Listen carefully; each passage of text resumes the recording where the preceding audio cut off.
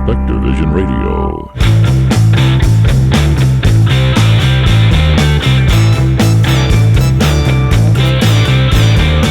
Hello, my name is Kid Congo Powers. And my name is Naim Amor. And you are watching WASTOIDS TV. WASTOIDS, of course. This week on WASTOIDS TV. Legendary US guitarist Kid Congo Powers has played with everyone from the Cramps to Nick Cave.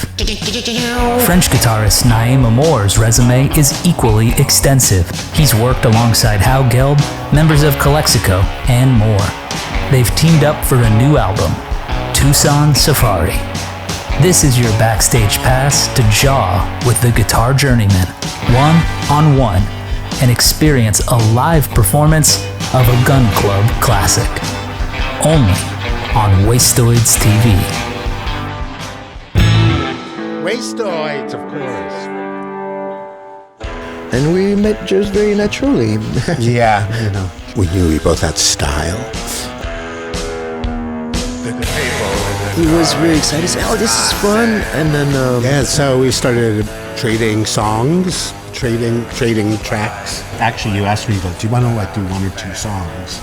And then it turned into another one and another one, and another one. And then suddenly we had an album's worth of material. Exactly. Yes. Because we were having such a good time with this. How did these two rock and roll rebels unite? I had this idea that was back in my mind, like on the shelf, like it was more of a concept of a plan. I very much like a concept. And to mix like basically rockabilly guitars, surf guitars with drum machines and bass and synthesizers, a little bit electro and rockabilly at the same time. And then all of a sudden I had this idea. I was like, oh wait, Kid Congo Powers is probably at home doing nothing, and I want to send him a message and ask him if he would be interested to play some guitars.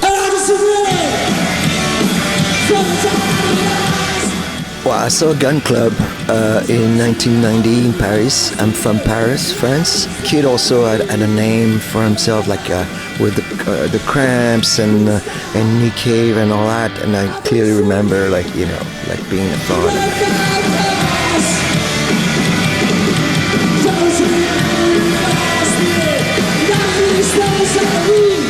But then 30-some years later, I moved to the United States. Then so I moved to Tucson in 2018, and kind of soon after I was just like meeting people and meeting music people, and I played a solo show. Owl's Club, yeah. But I was owl, like woohoo.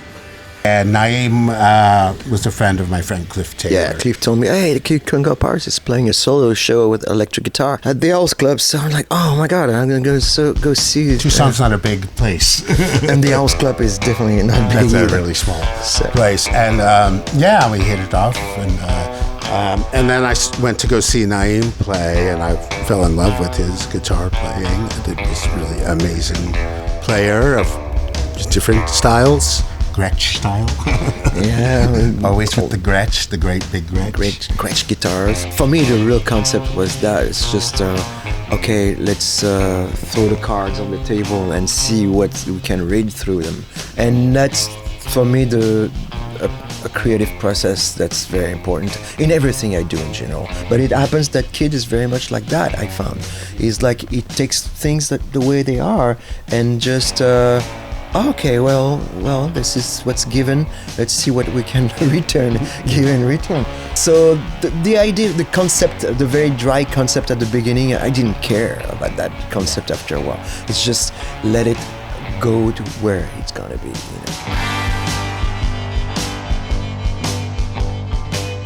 And also, it is an aesthetic, usually for me. It's like if the aesthetic is like-minded, that is good. But with Naim, I already knew I loved the way he played guitar and his aesthetic, and he looks great. And but musically, the way he presented it to me was like, just do what you do, and we'll see what happens. And for me, that's a super amazing and generous invitation. Sometimes it's just because friends ask me to do it. What is the secret for a successful musical collaboration? Yeah, I mean, that's pretty much this. It's like listening and be open to what people offer and see what it brings to what you do. When I saw Gun Club, so long time ago, I was in the band at the time called the Witches Valley, and we were like a punk rock band.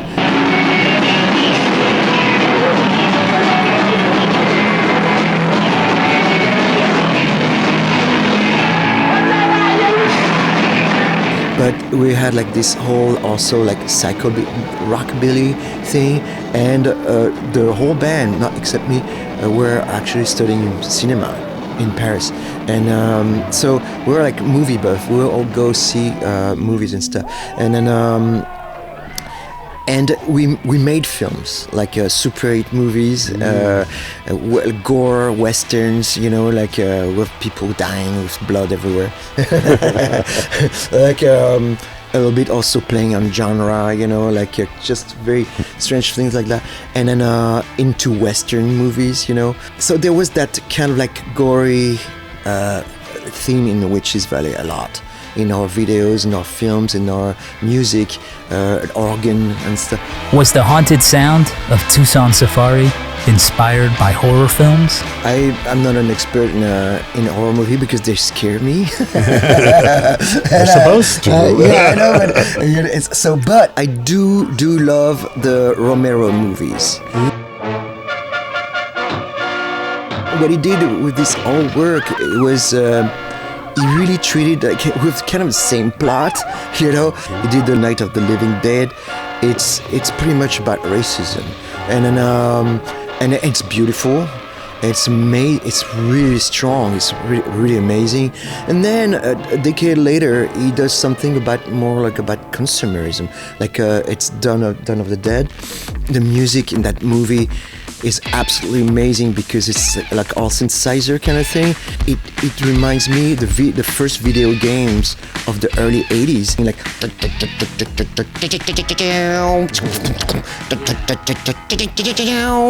it's kind of very, very obsessive and so there's this all aesthetic and aspect that I found absolutely amazing in the Romero movies. Well, I'm very much a big fan of the Dario Argento, of course, Suspiria, a classic. But I also like a lot of his other films, like Profondo Rosso and Tenebrae, and those are really great. I'm actually like a lot of Japanese ghost stories, Japanese films, and maybe one of the most famous House.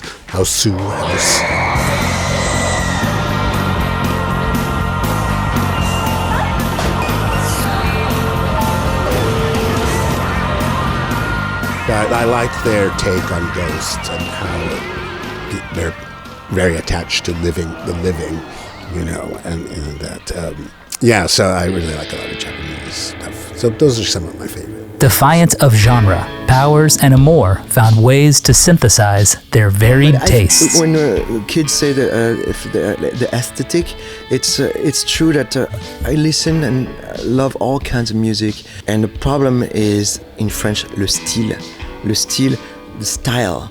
I don't know if it's exactly means as the same way in English, but the style in French, it's like you have two jazz musicians. They are both absolutely amazing. One is a douche, the other one is a god. How can you? What's the difference? Same with any kind of music, and in rock and roll and hip hop. I don't know. Yeah, I like them all and I hate them all. It's like. So collaborate means like for me. It's that aesthetic things like that person approach this music in a certain way that's very particular, that's him, and that's beautiful and that's absolutely amazing. And collaborate, it's also put your words into action. It means like collaborate, so being able to be open.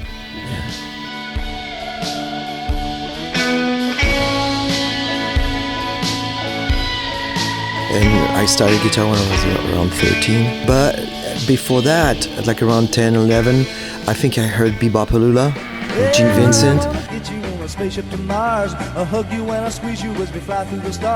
And that guitar solo, you know, extremely swinging and simple, and had so much style, you know. That tone, like, I was like, what is... I think that's what made me aware of, like, oh, that's electric guitar, you know. And then right at that time, there was a band that was like modern, and that came out, it was the Stray Cats. And so I got that right in the face, and it was like, oh, it sounds like Gene Vincent, it's like Elvis, or it's a little bit like, it's really very much that culture, and I love their look. I thought they look amazing, the leather jacket, you know, and all that, and that Gretsch guitar, that sound, that first album, and then I think that really was something. And then immediately I started to listen. Actually, yes, Jimi Hendrix. From a very young age, I enjoyed Jimi Hendrix, his use of like feedback and stuff, and sang songs about spaceship. And I thought, oh yes, this sounds like a spaceship, and you know, and or crosstown traffic or whatever, you know. It was just magical and scenic. It was a pure expression too. Electric Ladyland, all those albums. I was like, this instrument is wild. This is really magic. And also, right at the same time, I discovered Django Reinhardt, you know, and so I was like, oh, this is really cool. And then kind of later, you know, I just really appreciated bands like the Cramps, because it was very strange. Now this kind of rockabilly was psychedelic. It's like 20 million bands like that. But when they started, there was no other band. And plus just the people they are. It made it completely unique. And like you were like seeing someone from another world. I went out last night and I got messed up. Woo!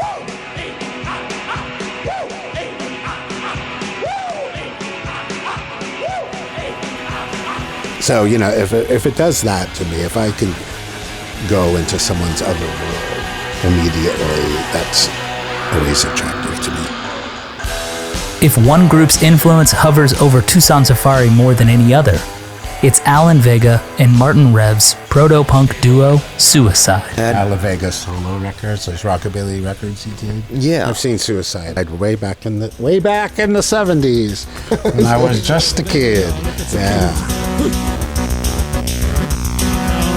In a blue jumpsuit. Yeah, he's great. And I'm actually about to go on a Europe tour, and his wife, Liz Lemaire, who's making records now on In the Red Records, the same label as us, she's going to come with us on tour, so I'm really excited to do that. Oh, that's cool. Motorcycle hero. Yeah, she's great. And you know, Alan Vega did a song called Kid Congo. It's the least I can do. now, I'm proud to know Liz, and she has asked me to do a lot of these Alan Vega tribute shows she's doing, and I've been the MC for several years. Yeah, when I can. The closest connection I have with Alan Vega is I had a friend, and that's 20 years ago. He made a documentary film. He organized a meeting of Alan Vega with a French pop singer, with Christophe. Yeah. So it was a friend of mine who shot this documentary film, and this was amazing because Alan Vega was kind of tricked into something, and because this guy Christophe, who just died like not very long ago, like 4 years ago, he can't speak English at all. So they had this conversation without being able to even speak the same language. You know, the documentary is pretty intense, pretty amazing. And another album, a guitar album that's very still today. It's the Julie London album with Barney Kissel on guitar.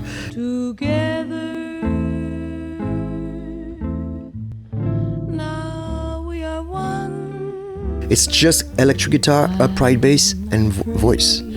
And this whole album is absolutely, for me, it was also a case of study, because I was like, oh, what is this? Oh, that's jazz. Oh, those chords. And so I was immediately drawn to this. And then I wanted to learn some jazz stuff. So, yeah. And then rockabilly, jazz, and everything melted into, and then punk rock. I enjoyed life, period. Get Tucson Safari via In the Red Records, wherever you score quality vinyl. And on the way out, here are Powers and Amor, covering the Gun Club classic, Sex Beat, for WASTOIDS TV.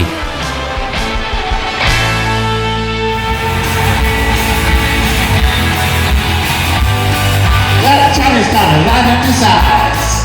The Shirley's got a light in her lips. Drake's got a monkey shot on his head, and Deborah Ann's got a target in her hips. They can twist, they can turn, they can move, they can burn, the dollars for all. But they creep for what they need. And their ears go to the call, and they go. Whoa! Too sexy, trap.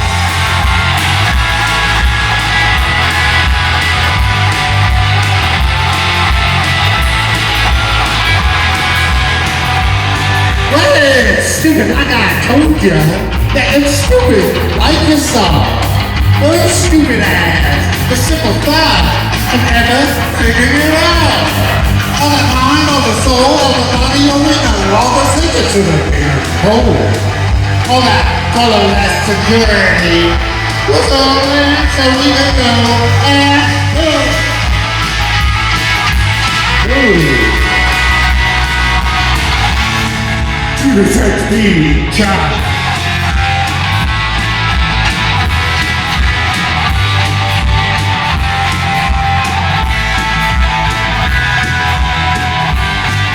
And yes, you do look cool. By the floodlights, so blue. You make my tropical apartment bed your sacrificial blue. Well, my body's in the water, and my heart is in your hand. This is the way that you start saying to the judgment land. Go bamboo. Woo! To the sex beat, knock it out.